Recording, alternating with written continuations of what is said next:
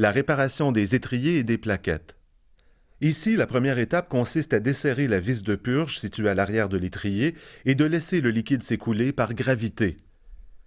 Toute la saleté et les sédiments qui s'accumulent dans le liquide de frein au fil des ans se déposent dans la partie inférieure de l'étrier. Cette étape permet donc d'éliminer cette saleté. Le drainage du liquide permet essentiellement de faire circuler le liquide frais dans tout le système de freinage, puisque, si vous vous souvenez bien, nous venons juste de remplir le mètre cylindre de liquide frais. Ensuite, installez des brides de serrage sur les boyaux afin d'empêcher le refoulement du liquide sale dans le circuit, ce qui endommagerait le système anti-blocage. Surtout, n'utilisez pas de pincetto qui pourrait endommager les boyaux. Tout ce qu'il faut, c'est une pression suffisante pour arrêter la circulation du liquide. Maintenant, utilisez une bride en C pour enfoncer le piston d'étrier afin qu'il soit purgé.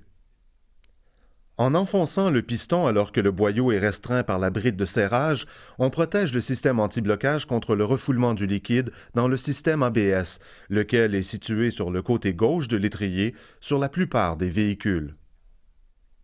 Enlevez ensuite les boulons et les tiges d'étrier, puis faites bouger l'étrier dans un mouvement de va-et-vient. Un étrier bien lubrifié doit avancer et reculer sans entrave. Si vous entendez des grincements, c'est que l'étrier n'a sans doute pas été lubrifié correctement au moment du dernier entretien. Maintenant, pensez-vous que cela contribue au bruit des freins? C'est sûr! La lubrification des plaquettes est une étape facile que beaucoup de techniciens omettent. Mais la lubrification de ces pièces contribue à rétablir la performance d'origine du véhicule de votre client. Lorsque vous enlevez l'étrier, assurez-vous qu'il est bien soutenu. Ne les laissez pas suspendus au boyau, à moins de vouloir vous donner un peu plus de travail, car vous aurez ensuite à remplacer ce boyau.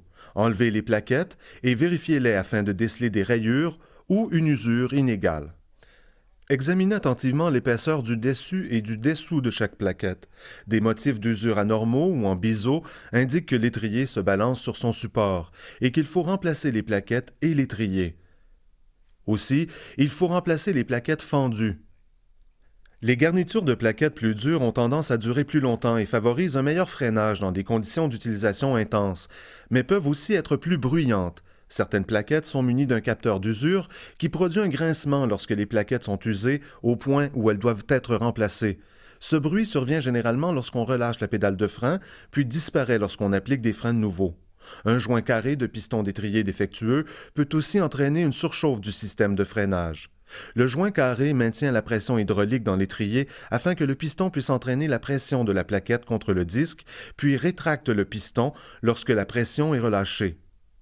Le problème est que ce joint peut commencer à perdre sa résilience après des milliers d'arrêts et les cycles répétés de chauffage et de refroidissement. Lorsque le joint carré commence à faire défaut, il perd sa capacité de rétracter entièrement le piston, laissant la plaquette traîner contre le disque. Des étriers et des pièces de quincaillerie mal lubrifiées contribuent aussi au broutage des freins si l'étrier n'est pas en mesure de se balancer librement. Enlevez toutes les traces de saleté et de rouille des étriers au moyen d'une brosse métallique. N'utilisez jamais de meule et ne réutilisez jamais les vieilles tiges d'étrier. Il faut toujours remplacer la quincaillerie des étriers car celle-ci commence à montrer des signes de faiblesse après plusieurs milliers de kilomètres de conduite normale.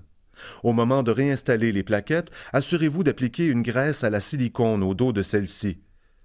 N'utilisez surtout pas de graisse à base de pétrole, car celle-ci peut faire gonfler les joints toriques et faire bouger les pistons. Lubrifiez les surfaces de contact métal contre métal de l'étrier, y compris les boulons et les tiges d'étrier. Sur certains étriers neufs, les zones critiques sont lubrifiées en usine. Au moment de réinstaller les étriers, serrez leur support selon les spécifications. N'utilisez pas d'outils pneumatiques pour serrer les boulons d'étrier. N'oubliez pas aussi que des étriers bien lubrifiés doivent se balancer librement sans produire de grincement. Les étriers sont généralement faits de fonte d'aluminium ou de fer. Si vous devez remplacer un étrier, assurez-vous d'en choisir un qui correspond à l'étrier d'origine du véhicule afin de bien rétablir la performance d'origine du véhicule. De plus, certains étriers offerts comportent déjà des plaquettes correspondant à l'équipement d'origine du véhicule. Encore une fois, il s'agit ici de rétablir la performance d'origine du véhicule.